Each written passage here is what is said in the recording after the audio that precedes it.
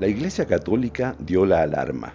El narcotráfico avanza aceleradamente desde que el nuevo presidente, Javier Milei, abandonó la política social y dejó ese campo a los narcos. Los argentinos quedaron asombrados ante la ofensiva del clero. Donde no está la presencia del Estado, el narcotráfico se convierte en la ley de ese lugar, ¿no? Bueno, y eso es realmente dramático. La conferencia episcopal, las parroquias y Cáritas habían invitado a jueces, fiscales y abogados a los barrios marginales para informar sobre esta nueva pandemia, una verdadera catástrofe que la mayoría de los participantes solo conocían por sus expedientes penales. La idea era un poco sensibilizar a la justicia, a los jueces, a los fiscales, a los defensores. Uno de los temas centrales es el avance del narcotráfico, ¿no? El encuentro para mí fue absolutamente movilizador y provechoso, porque nosotros escuchamos testimonios de muchachos que se habían recuperado de la adicción al Paco y la situación también de madres de chicos adictos. La organización narco, ¿sí?, en algunos sectores populares, en algunos barrios, por decirlo de alguna manera, está reemplazando al Estado, ¿sí? El narco le compra los remedios a la abuela, el narco le festeja el cumpleaños de 15 a la nena.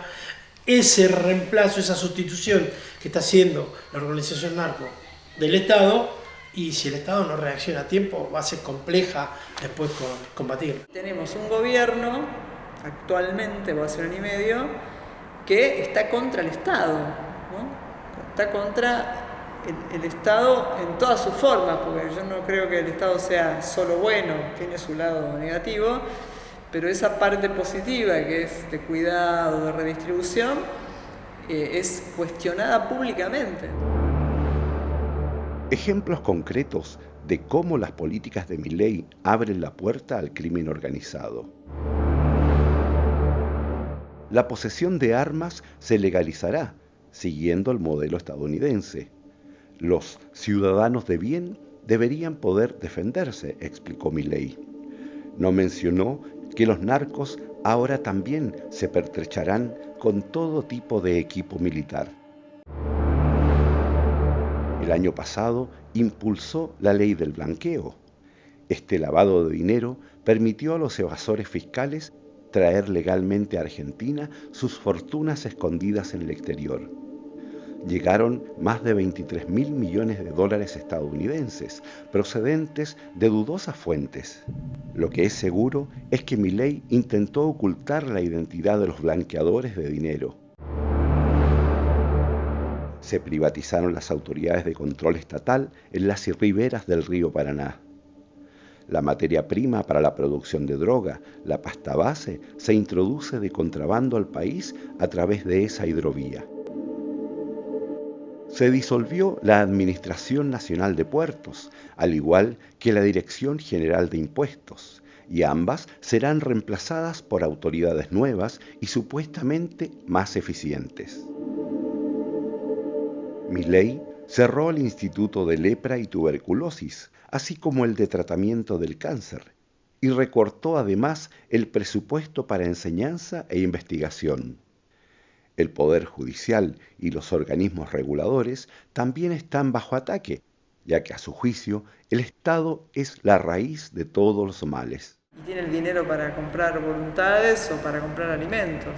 Y además porque son personas que son parte de los barrios, ¿no? No es que llega el narco de afuera, no, son personas que están en el barrio, todo en los barrios se sabe quién vende, y la policía también sabe quién vende y dónde.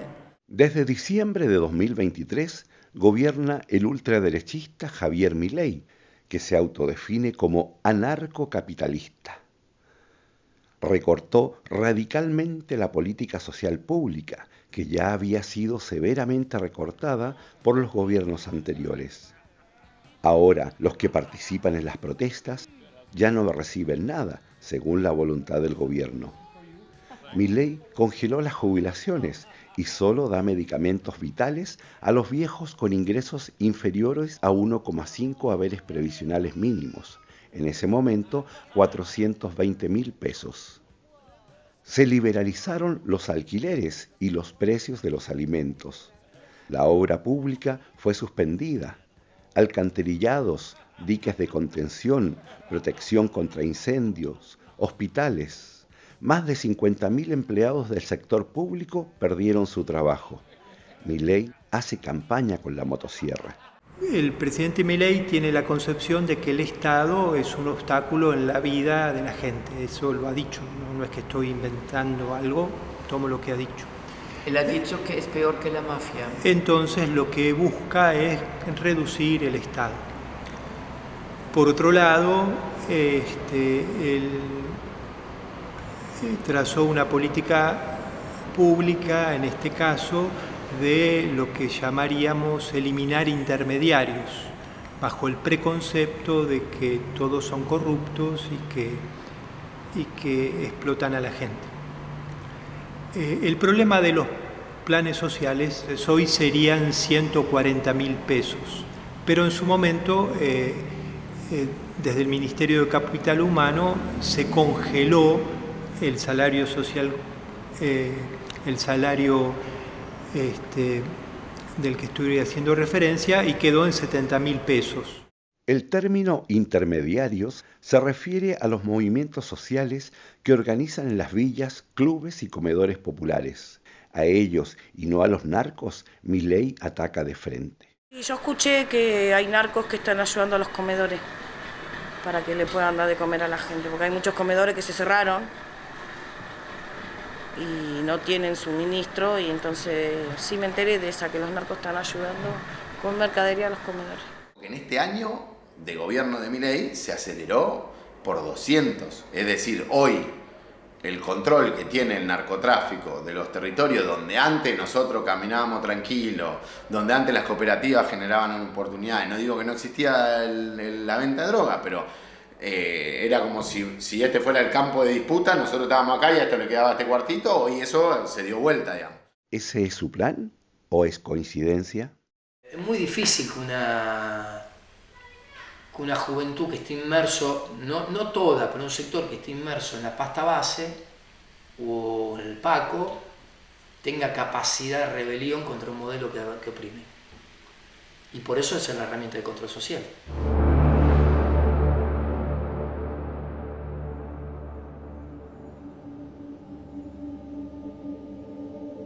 De fines de los 80, es que la droga no era un problema, no era una amenaza, no era un riesgo, no había rejas en las villas, no había gente que trabara sus puertas, pero a partir del año 89, 90, 91 empezó a haber un cambio significativo y se empezaron a enrejar las villas, las personas empezaron a sufrir robos de vecinos, jóvenes vecinos, que estos decían: no nos reconocen, están drogados, no nos reconocen, no tienen códigos.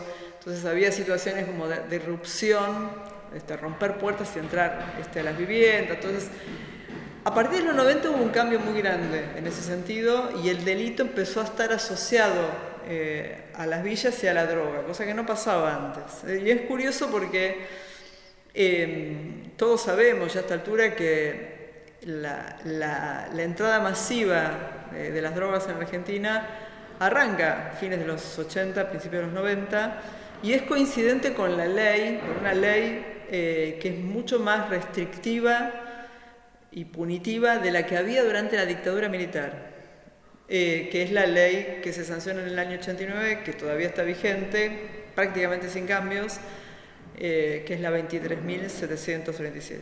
Esa ley es una ley abolicionista, prohibicionista y punitivista. En los años 90 en Argentina fue un periodo de políticas neoliberales, de crecimiento del desempleo. Sabina Frederick es antropóloga y fue ministra de Seguridad hasta 2021. Durante su mandato pasó la crisis del coronavirus y el confinamiento, que duró 7 meses. Lo que vimos es que había habido un movimiento en el ingreso de droga en la Argentina, producto de las restricciones a la circulación y los cierres de frontera que hubo en nuestro país. Pero igual siguió entrando muchísima droga. El poder de los narcos en Argentina aún no es comparable al de Colombia, México o Brasil. Solo hay 4 asesinatos por cada 100.000 habitantes. Clanes poderosos como el PCC brasileño o el Tren de Aragua venezolano apenas han logrado afianzarse en el país, según la exministra. En Brasil, por cierto, el narcotráfico ya no es el principal negocio de las bandas, sino el robo de combustible. El PCC perfora los oleoductos y mantiene una densa red de gasolineras, diversificando así con éxito su negocio ilegal. Argentina aún está muy lejos de eso, pero Milei está trabajando a toda máquina para desmantelar las regulaciones gubernamentales y la policía está a bordo. La policía deja que se venda y que hay retornos a cambio de esos territorios. Eso tiene un efecto, de esos territorios de comercialización, eso tiene un efecto a veces positivo, aunque es ilegal obviamente y no debería ocurrir, que es que la policía regula la violencia, ¿no? Consigue que los líderes, los dealers, los que vendan, los tranzas, no entren en conflictos violentos entre ellos y organiza el mercado. Cuando eso no ocurre, en general aumenta la violencia. Es lo que pasa en Rosario. Los peronistas integraron los movimientos sociales en las villas. Apoyaron económicamente sus proyectos e incluso permitieron que distribuyeran los planes sociales a los necesitados según sus propios criterios. Esto tuvo la ventaja de que los activistas de los barrios marginales representaban un contrapeso a los narcos. Yo creo que sí, que ellos han contribuido a la contención. Además hay algunos movimientos sociales que tienen espacios de internación y de cuidado para adictos con subvención pública, pero que los han administrado ellos y bueno, tienen efectos positivos, ¿no? Así que son contenedores, también son contenedores porque dan trabajo a través de la cooperativa, porque generan lazos de colectivos. Con el tiempo, las críticas se hicieron cada vez más fuertes. La recepción de estos pagos está condicionada a que los destinatarios se comporten correctamente desde el punto de vista político, es decir, participen en las protestas de los peronistas gobernantes. Son organizaciones que crecieron en los años 90, crecieron justamente en este periodo en el que se produce esta feroz desindustrialización y privatización de servicios públicos y deterioro de los servicios públicos, que se forjaron en esa época, se fortalecieron con los gobiernos, sobre todo en el primer gobierno de Néstor Kirchner. En parte se estatalizaron, se convirtieron en intermediarios, pero yo creo que también están en una crisis importante, ¿no? Una crisis de legitimidad social, discusiones también al interior de esos movimientos sociales sobre la orientación a seguir. Terminaron siendo muy dependientes del Estado y este gobierno que tenemos ahora está haciendo todo lo posible para destruirla, ¿no? Trabajo como juez de garantías del joven en el Departamento Judicial de Mercedes, en la provincia de Buenos Aires. Tengo jurisdicción en 15 municipios de la provincia.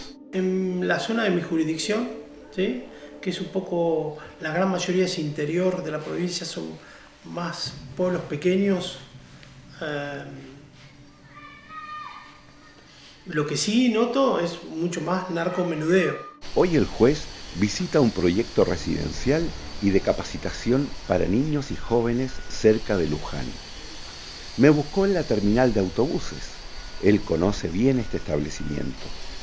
En lugar de enviarlos a prisión, a menudo envía allí a los jóvenes delincuentes o a sus hijos.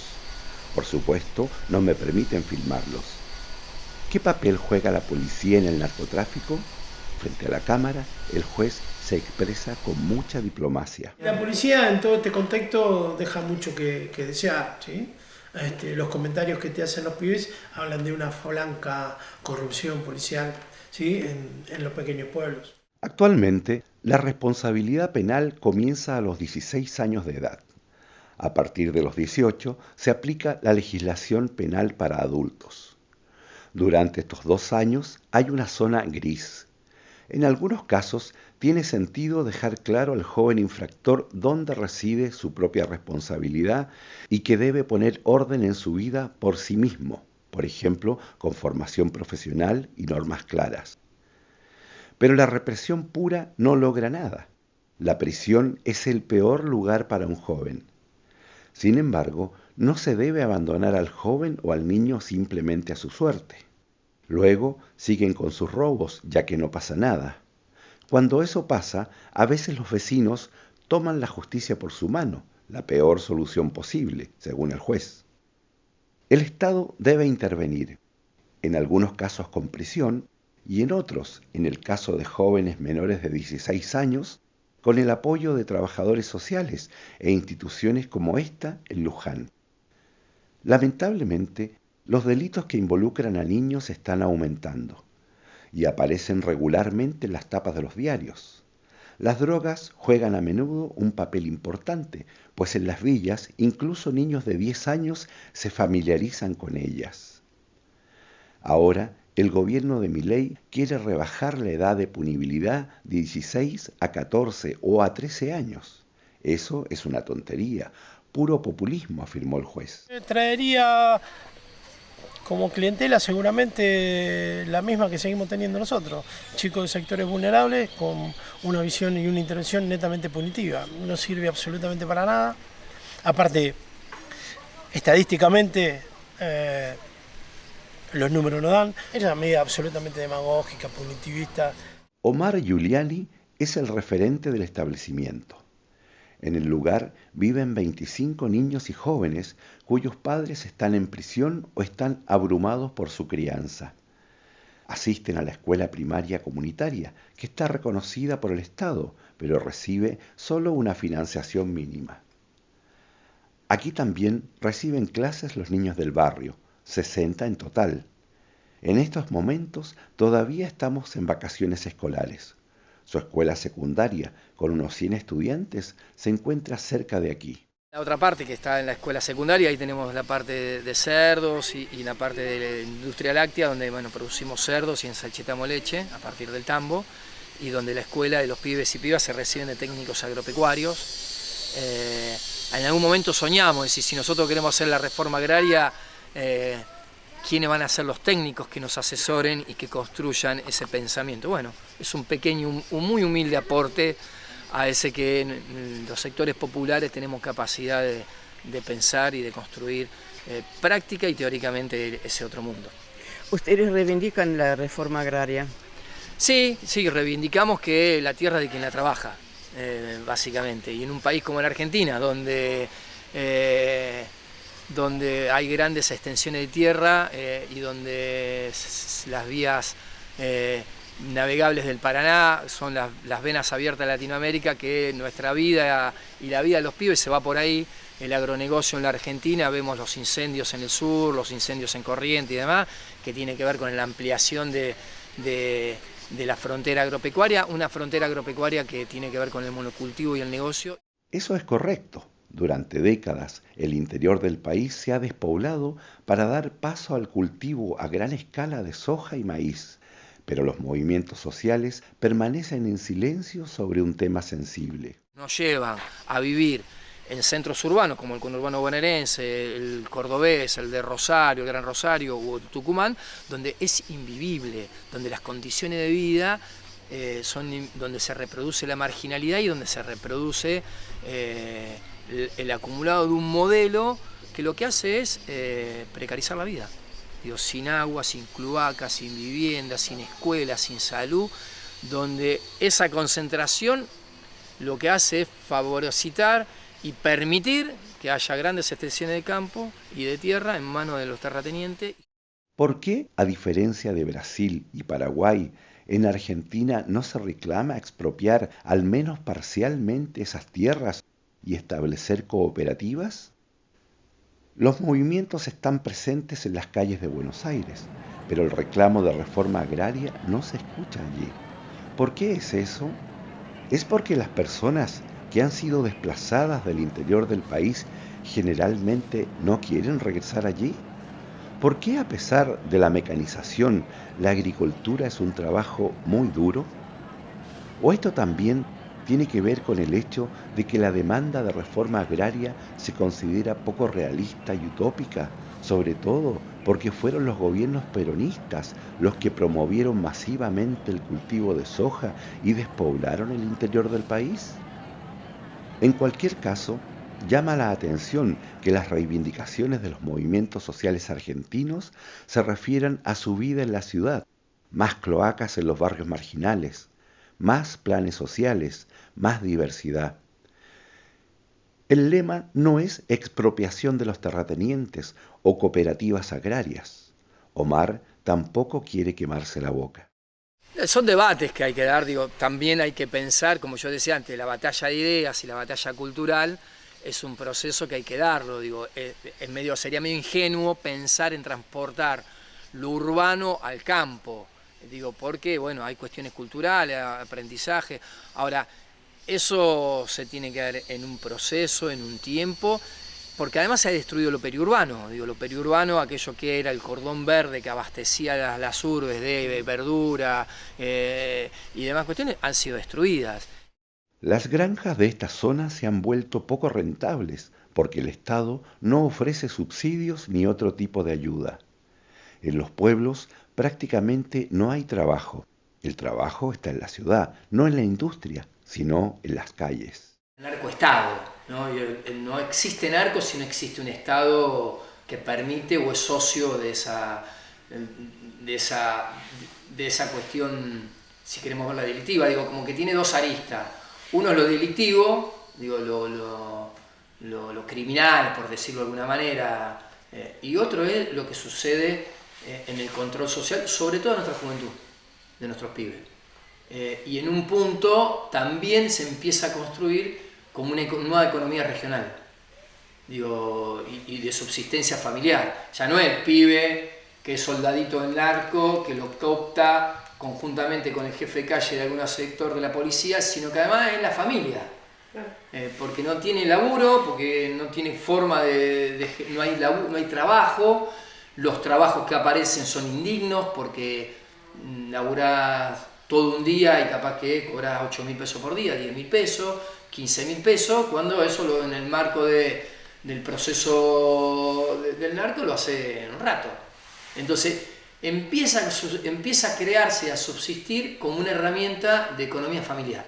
En el pasado, los narcos estaban en el conurbano de Buenos Aires, pequeñas localidades como Luján, a 70 kilómetros de distancia de la capital, vivían del cultivo de hortalizas. Eso ha cambiado.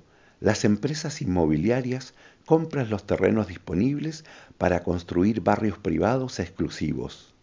Y los políticos están felices de convertir suelos agrícolas en terrenos para construir, siempre cuando hay suficiente flujo de efectivo. Pagarán cualquier precio y los agricultores no pueden competir con ellos. Después de los nuevos residentes en los countries, vienen los narcos. Esta expansión territorial marca las distintas circunvalaciones que rodean la capital, explica Omar. Argentina tiene, Buenos Aires más que Argentina, tiene como rutas de circunvalación que unen el sur con el norte, que es la primera es la General Paz, después está la Ruta 4 que atraviesa todo Morón, que va de La Plata, en un momento iba a ir de la zona sur, después tenés el Camino Buen Aire, y ahora el nuevo circunvalación del conurbano, creemos que por el corrimiento y el crecimiento demográfico del corrimiento, es la Ruta 6, que une Campana con La Plata, que une los dos puertos. Eso también trae aparejado algo de lo que nos toca hablar, que es el tema del narco, ¿no? Cómo une las dos cuestiones portuarias. Sabemos que por Rosario y por la zona del puerto y de toda esa zona no solo se van los granos y el agua potable de la Argentina, sino también que entre y sale la falopa. De regreso a Capital, uno de los comedores populares más grandes está cerca de la estación Constitución. Es administrado por la UTEP, la Unión de los Trabajadores y Trabajadoras de la Economía Popular, y abre sus puertas a mediodía. Se creó originalmente para organizar a los recolectores de residuos informales. Acá se cocina para la gente en situación de calle, abuelos que si pagan su alquiler no tienen para comer, o si tienen para comer, si tienen que comprar comida, por ahí no tienen para comprar sus medicamentos. Así que vienen acá a buscar su sustento, su comida diaria, que bueno, lamentablemente ahora tuvimos que sacar un día de olla porque se incrementó muchísimo la gente, es muchísima la gente que viene, se cerraron muchos comedores de la zona, así que se está dando de comer más o menos casi 4.000 personas. Laura lleva trabajando aquí 5 años. Ella cocina y coordina.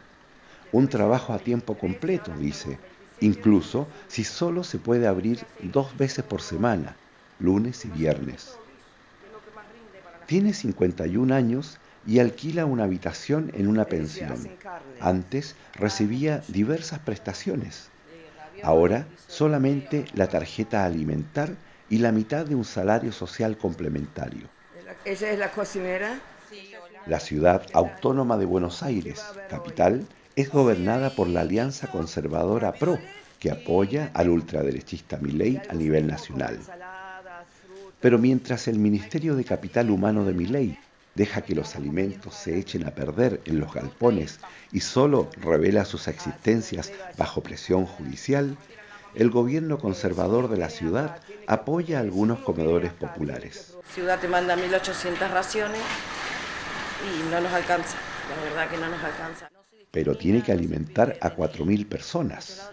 Esto solo se puede conseguir con donaciones privadas, más o menos. Laura me muestra la cocina principal, con 27 calderas. Empezaron con 13. Siempre se cocina algún guiso, que es lo que más llena a la gente, con mucho arroz y fideos. La carne y el pollo también van a la olla, al menos cuando ya han sido entregados. Hoy hay guiso de lentejas con embutidos. Servir ensalada es complicado. En la entrada reparten algunas frutas, los cubiertos de plástico y el pan. Nadie tiene que identificarse para recibir comida.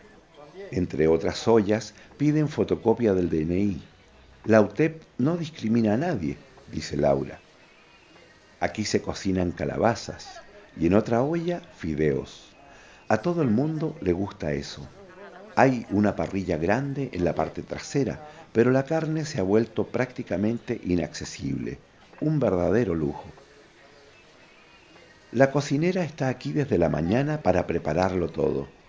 Cuando la gente hace cola, no tiene tiempo para degustar ni atender pedidos especiales. Enfrente, 4 ayudantes cortan verduras, un equipo bien coordinado. Al lado hay grandes paquetes de arroz que se consumirán ese día. No se almacenan los suministros porque el techo no es completamente impermeable. Hasta hace poco tiempo había una ducha en el patio, algo especialmente importante para las personas sin techo. Pero luego alguien la utilizó como inodoro y la tapó. Ahora tiene que venir el plomero, pero eso puede demorar un poco. Laura está indignada por esta destrucción. El pequeño puesto de salud, donde antaño trabajaban los médicos gratuitamente, ya no está en funcionamiento. Laura abre una habitación en la parte delantera del edificio, una sala de cine. El proyector está guardado en otro lugar, pero la pantalla está aquí para las proyecciones de películas. Pocas personas sin hogar asisten a este tipo de eventos. Quien acaba en la calle tiene poco deseo de arte o de una conferencia dadas sus condiciones de vida.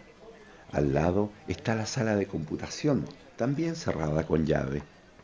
Aquí se puede enseñar el uso de estas máquinas para facilitar la entrada al mercado laboral, en teoría de todos modos. ¿Narcos?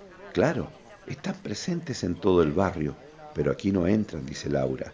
La UTEP lucha contra las drogas y mantiene sus propias instalaciones para adictos.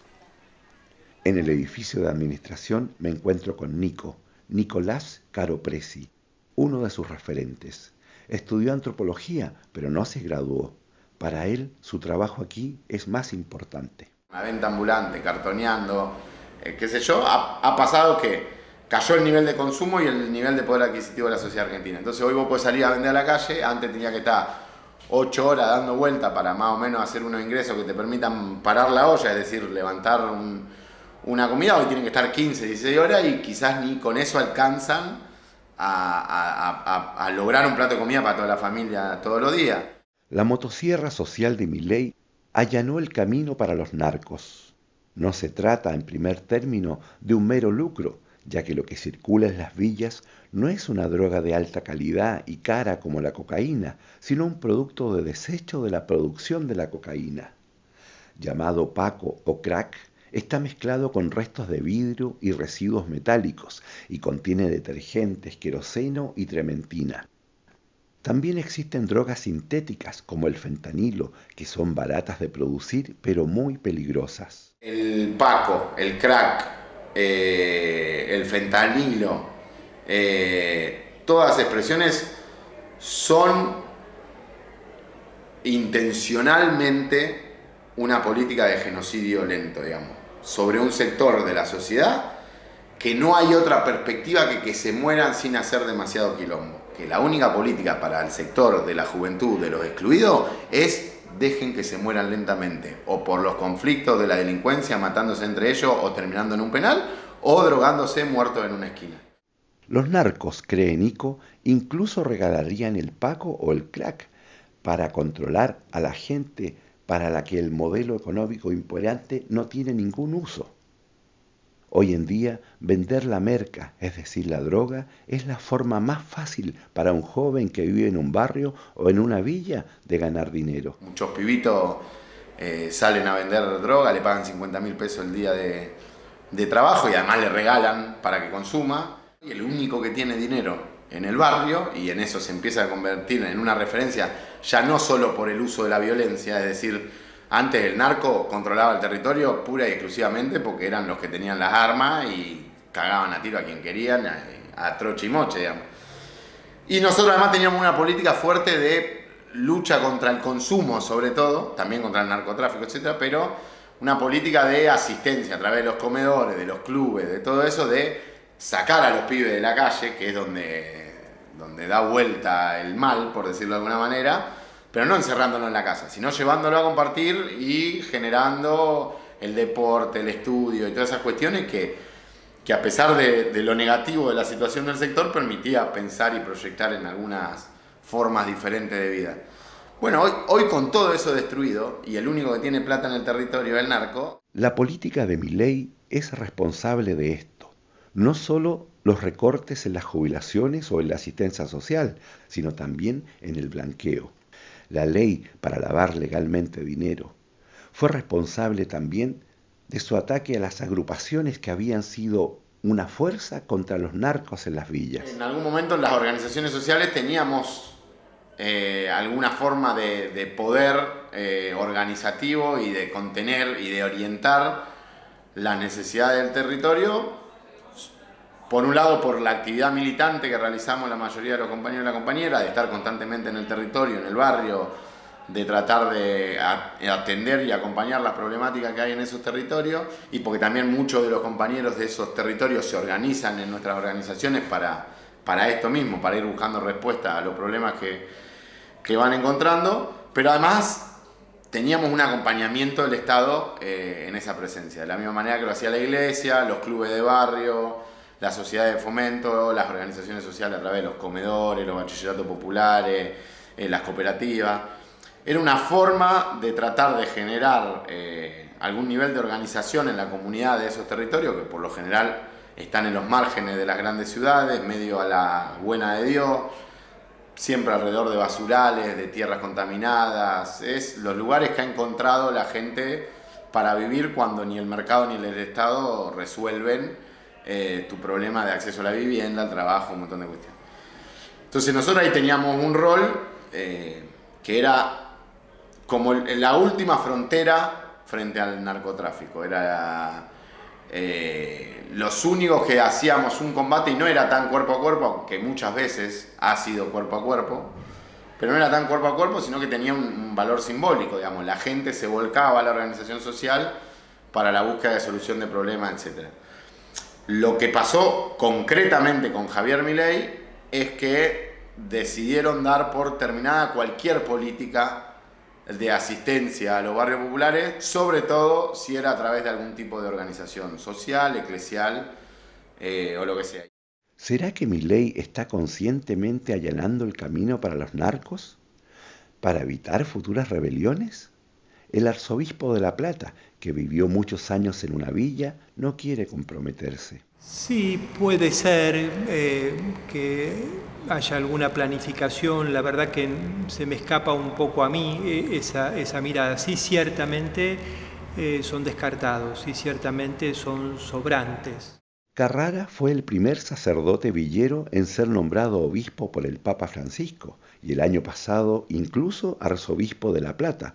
Lo que es cierto es que estas drogas destruyen los lazos familiares y sociales. Aquel adolescente o joven que de alguna manera se inicia en el consumo queda rápidamente en una situación de adicción, ¿no?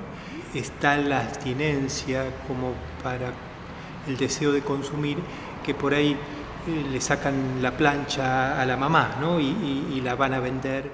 Cuando uno se acerca a ese joven, ve que es un muchacho que por ahí dejó la escuela primaria en el 3er grado y evidentemente algún hecho traumático ha pasado para que abandone los estudios tan pronto. Uno ve los distintos rostros de la pobreza, ¿no?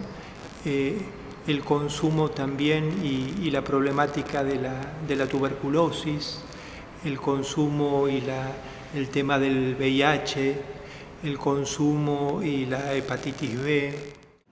Los movimientos sociales representaban un contrapeso a los narcos. La decisión de Milei de expulsarlos de las villas fue devastadora.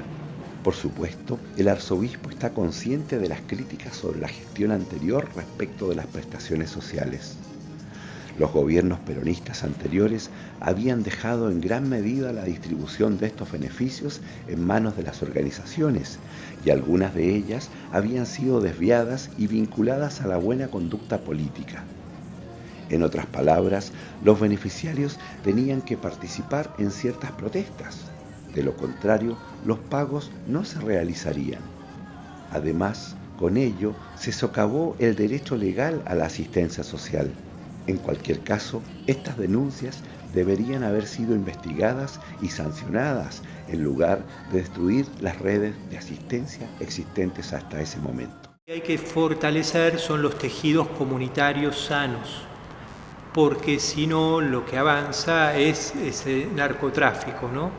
Que es a veces en el territorio el que tiene dinero, ¿no? Y por eso por ahí ocurre. Hoy me contaba un grupo de personas que me vinieron a ver, me contaban que por ahí en un barrio fallece alguien y no tienen cómo solventar ese velatorio y ese entierro cristiano. Y entonces aparece la tentación de decir pedirle al que tiene, y el que tiene es el narco, ¿no? El juez Caramelo también considera peligroso que el Estado intente evadir su responsabilidad. Cuando el Estado se retira, esas necesidades subsisten, siguen existiendo. Y si no las cubre el Estado y las personas no las pueden cubrir por sí porque no tienen recursos, muchas veces aparecen quienes ofrecen cubrir esas necesidades ocupando el territorio. Y eso suele ocurrir con el narco. Suele ocurrir que aparecen, es la vieja historia que se vio en Colombia y en tantos lugares, lo querido que era Pablo Escobar Gaviria por mucha gente, porque solucionaba problemas, daba auxilio, proporcionaba, pero claro, también se hacía el patrón de esa comunidad en términos de de liderazgo, si se quiere, y es un liderazgo negativo para la construcción de cualquier sociedad civilizada y cualquier democracia. Aboga por un alejamiento de la ideología de Milei y un retorno a un realismo razonable. Cuando se maneja dinero, muchas veces ocurren situaciones donde alguna persona no se comporta como debiera con relación al dinero que tiene que destinar a otros.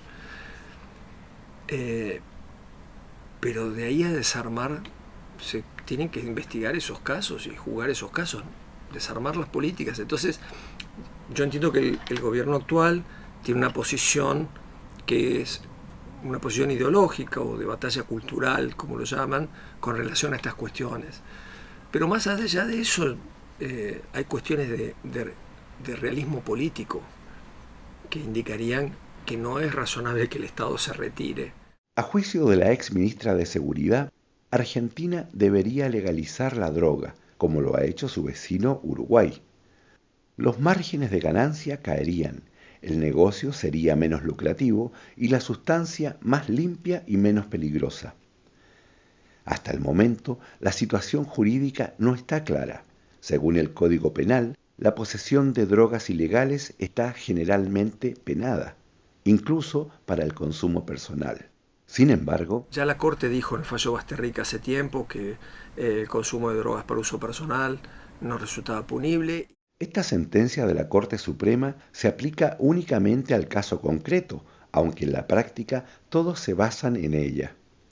Existe, por tanto, una zona gris y una nueva ley tendría que crear seguridad jurídica.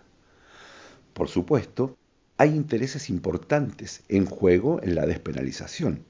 En primer lugar, están los carteles, pero también los bancos y todos los demás que se benefician de la cálida lluvia de dinero, como la policía. La despenalización del consumo lo que hace es cortar ese vínculo espurio entre la policía y los consumidores, pero eso, cualquier modificación en la ley de estupefacientes tiene que hacerse fortaleciendo los sistemas de atención sanitaria. No se puede cambiar la ley y no hacer nada. El camino es largo. Lo que está claro es que esto que se está haciendo ahora no está funcionando. Ni frena el consumo, ni frena el mercado, ni frena los delitos. Al contrario, todo empeora. También se espera la oposición de un sector completamente diferente, porque en las villas el comercio es a menudo la única, o al menos una importante fuente de ingresos. Combinan sus actividades, ¿no? Porque no es que hay traficantes full time y otros que no tienen ninguna relación, sino que hay gente que, así como hay gente que agarra su auto y trabaja de Cabify o de Uber, hay gente que combina, ¿no? Entonces, cada vez más se escucha que hay referentes barriales, líderes de organizaciones sociales y movimientos sociales que son también dealers. No quiere decir que sea lo único que hacen. En parte porque no hay trabajo, ¿no? No, estamos en una crisis hace varios años. No me lo imagino porque me parece que habría un nicho económico que algunos sectores perderían. Yo no me lo imagino. Digo, viste que la liberación, no me la imagino, no estoy diciendo ni que estoy a favor ni en contra. Digo, yo no me cuesta imaginármela. Sería un desastre para los sectores populares. Digo, vos me decís, che, pero igual consumen. Sí, pero hay un sector que todavía uno puede laburar otra cosa, que nos permite trabajar otra cosa. La UTEP también tiene poco interés en la legalización. En el mejor de los casos, ayudaría a los jóvenes de clase media, consumidores de cocaína, pero no a los de los barrios populares, donde se consume el paco. En la villa reinan el hambre, la violencia y el narco. Y los tres son brutales y no tienen nada que ver con una sociedad medianamente civilizada. La semana pasada, el viernes, 2 soldaditos de un tranza de un barrio donde nosotros hemos laburado ya hace 20 años casi, le pegaron un tiro en la cabeza, el hijo de un compañero está con muerte cerebral porque 2 soldaditos armados de un tranza que lo habían desalojado del barrio enfrente por una denuncia que presentamos, ahora se mudaron a otras casas, tienen el control de ese territorio, no hay policía, hay complicidad policial porque sabemos que el jefe de calle de la comisaría de la zona tiene relación con ese sujeto, porque la policía también está ganando domango, además de que siempre son medio mafiosos y criminales, pero los ingresos de la policía también son bajos, entonces el tranza puede comprar voluntades de manera mucho más sencilla. Entonces matan, amedrentan, tienen el uso de la violencia, pero además hoy en día se acercan a un comedor y le dicen: señora, ¿qué le está faltando? ¿Pollo? Bueno, le compran el cajón de pollo, le traen mercadería, garantizan la seguridad del territorio en el que viven, garantizan, ponerle en algunos barrios son los que ponen la luz en las calles, generan una sensación de referencia en el territorio que ya no es solo la de la violencia, sino que es la de fuente de dinero, fuente de trabajo, fuente de seguridad, fuente de tranquilidad, fuente de un montón de cosas.